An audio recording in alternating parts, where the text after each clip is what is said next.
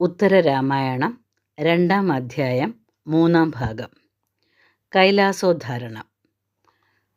അഗ്രജൻ തന്നെ ജയിച്ചു ദശാനനൻ, നിർഗമിച്ചിടിനാൻ പുഷ്പകത്തിന്മേലെ.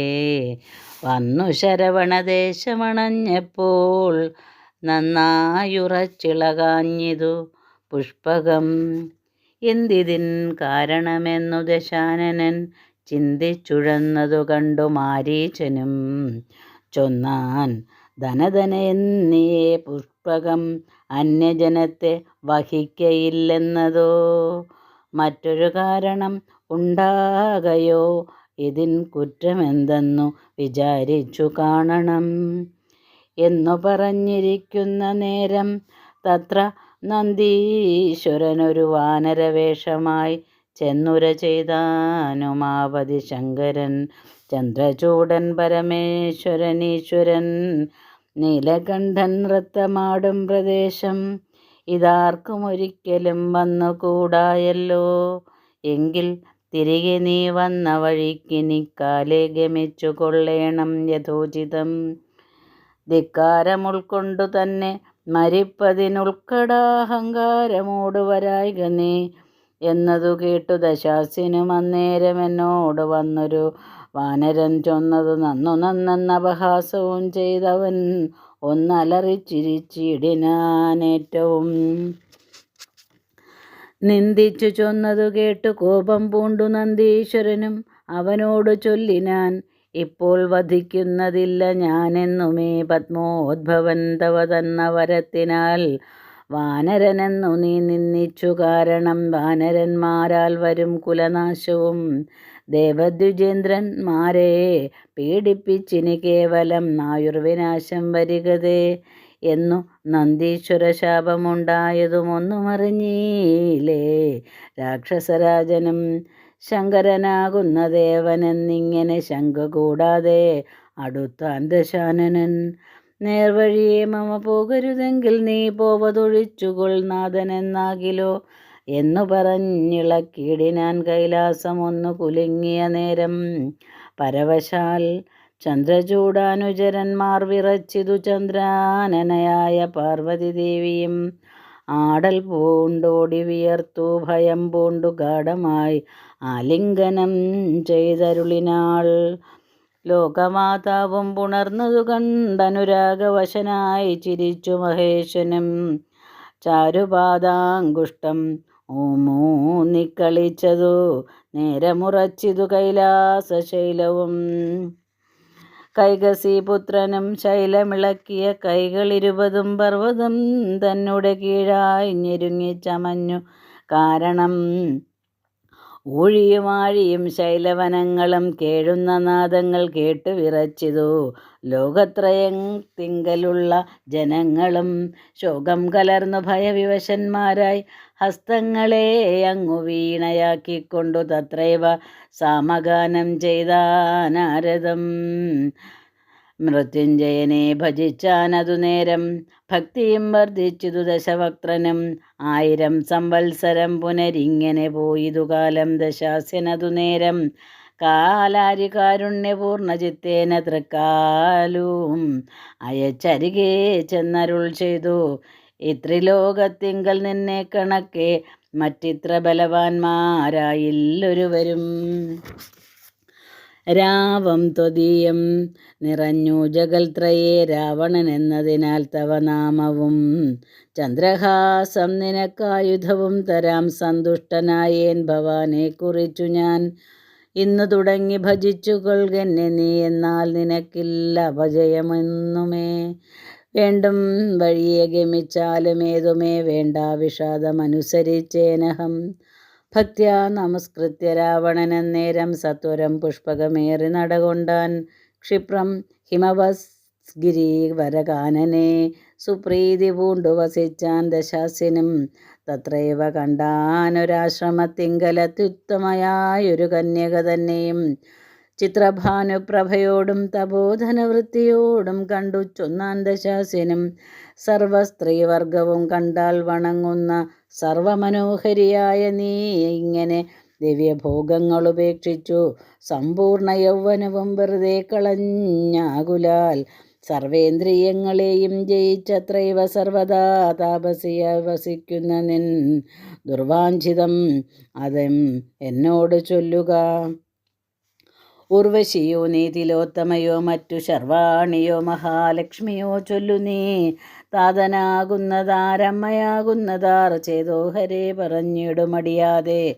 പങ്ക്തി കണ്ഠോക്തികളിങ്ങനെ കേട്ടൊരു ബന്ധുരഗാത്രിയും മന്ദമുര ചെയ്തു. വേദാധ്യായന പരായണനായതീ ബോധവാനായ ബൃഹസ്പതി നന്ദനൻ നാംന കുശധ്വജനാം മുനി തന്നെ വാങ്മയ്യാകിയ പുത്രി ഞാൻ കേൾക്കനീ. വേദജ്ഞന്മാരായ താപസന്മാർ മമ വേദവതി എന്നു നാമവും ചൊല്ലിനാർ. എന്നെ പരിഗ്രഹിച്ചിടുവാനായി കൊണ്ടുവന്നാർ പലരും. അപ്പോൾ മമതാതനും കന്യക തന്നെ തരികയില്ലെന്നാശു ചൊന്നതു കേട്ടടങ്ങിയിടിനാരേവരും. എന്നുടെ നന്ദനാ വല്ലഭവനാകണം മാധവനെന്നു ചിന്തിച്ചു കൊടാഞ്ഞിതു. എന്നെ നൽകാഞ്ഞതു മൂലം മമതാതനെ കൊന്നാൻ ചതിച്ചൊരു രാക്ഷസൻ ക്രുദ്ധനായി. മാതാവു താനും അപ്പോൾ മരിച്ചിടിനാൾ. മാധവനെ കുറിച്ചന്നു തുടങ്ങി ഞാൻ താതൻ നനച്ചതു സാധിച്ചു കൊള്ളുവാൻ. പീതാംബരൻ മമകാന്തനായിടണമെന്നു കൽപ്പിച്ചു തപസ്സു ചെയ്യുന്നിതു. നന്നായി വരിക പോയാലും ഭവാനെങ്കിൽ.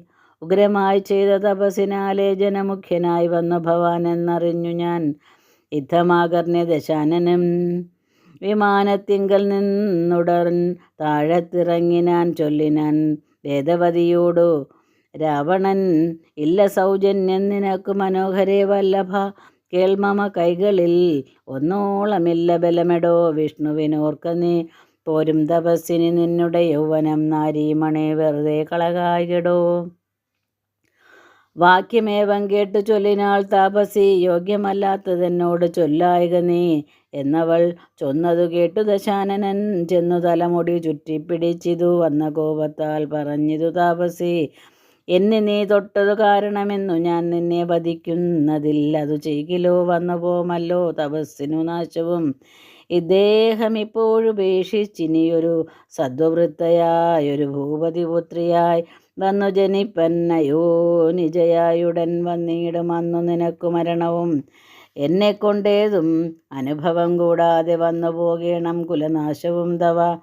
കന്യകതാനും ഈ വണ്ണം ശപിച്ചുടൻ തന്നെ യോഗമഹാഗ്നിയിൽ ദേഹവും നന്നായി ദഹിപ്പിച്ചിതെന്നു ധരിച്ചാലും ഇന്നു സീതാദേവിയായതവളല്ലോ.